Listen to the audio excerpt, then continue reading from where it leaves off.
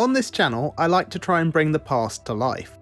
So today, I'll be both restoring and colouring this image of the journalist Nellie Bly, who had such an eventful life that her setting a world record for racing around the globe is only the second most notable thing that she is remembered for today.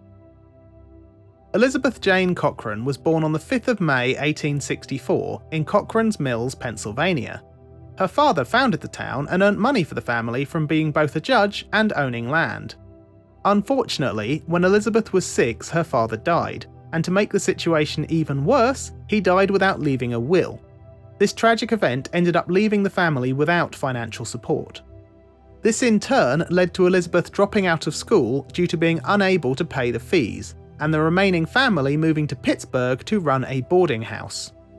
At the age of 18, Miss Cochran became frustrated when she read a newspaper article in the Pittsburgh Dispatch, where the article in short argued that women weren't good for much aside from raising a man's children. In response, Cochran wrote a critical answer to the piece and sent it to the editor of the Dispatch, under the pseudonym Lonely Orphan Girl. The editor was so impressed with her writing that he published an invitation to find the mysterious woman. This led to Cochran's full-time employment at the newspaper, albeit requiring a new pen name, and therefore Nellie Bly began her career. Bly initially focused heavily on issues primarily affecting women, such as the need for reformed divorce laws. Before long, however, she moved her sights to targeting more general injustices in society. She wrote about the poor conditions for workers in Pittsburgh factories, for example, which quickly got her moved to the woman's lifestyle pages when the factory owners threatened to pull adverts from the newspaper if she continued. Bored of writing about shoes and the like, she decided to be a foreign correspondent instead, and spent 6 months in Mexico writing about the everyday lives of the Mexican people. Her time in Mexico came to an abrupt end after she was almost imprisoned for openly criticising General Porfirio Diaz, the then president of Mexico, for his arrest of another journalist.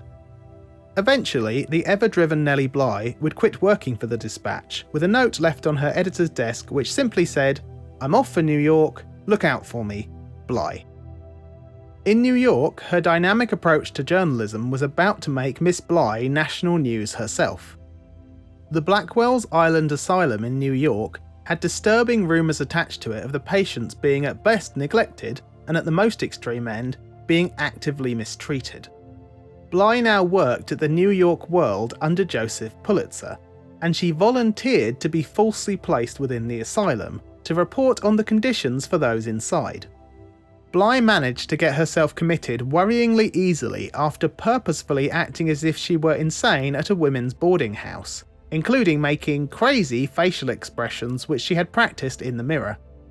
Bly discovered that the conditions within the hospital facility were indeed dreadful, with patients being frequently beaten for mild perceived infractions of rules, such as talking, and with them being fed mouldy food, which they also had to try and keep away from the extensive number of rats which roamed the hospital. Upon being rescued and released by the newspaper, the publication of Bly's resulting article and book, 10 Days in a Madhouse, caused quite a storm. A grand jury investigation was launched to establish how a perfectly sane woman could be so easily locked up within a mental institution, and what could be done to improve conditions for those housed in such facilities. This led to a large increase of funding and steps being taken to make sure that the systems in place better served the treatment of the mentally ill in New York. Now that Bly was nationally famous, she began to seek out her next big story. Having read Jules Verne's fictional tale, Around the World in 80 Days, Bly became interested to learn if that feat was actually possible within that strict time frame, and being Nellie Bly, she decided to find out by doing the same trip herself, alone. Bly, with the backing of the New York World, set out in November of 1889 on her trip with only one small piece of hand luggage. On her journey, amongst many other events, she would meet Jules Verne himself in Paris, and acquire a pet monkey in Singapore. Extremely bad weather at times would interrupt Bly's journey, both risking her record and life, but her attitude to her personal safety was rather predictable, with her saying, "I'd rather go back to New York dead than not a winner."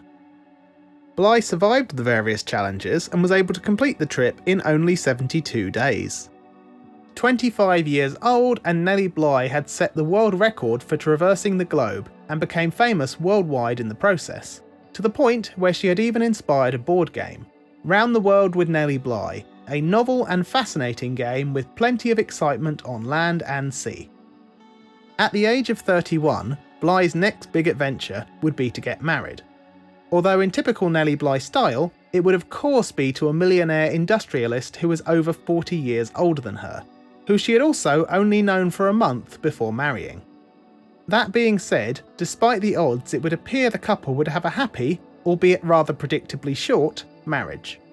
While some people certainly seem to have suspected she was after his money, or that she wanted to write some sort of tell-all exposé about him, I like to think that the only man Nellie Bly could find who was capable of matching her life experience, drive and success had to be over twice her age.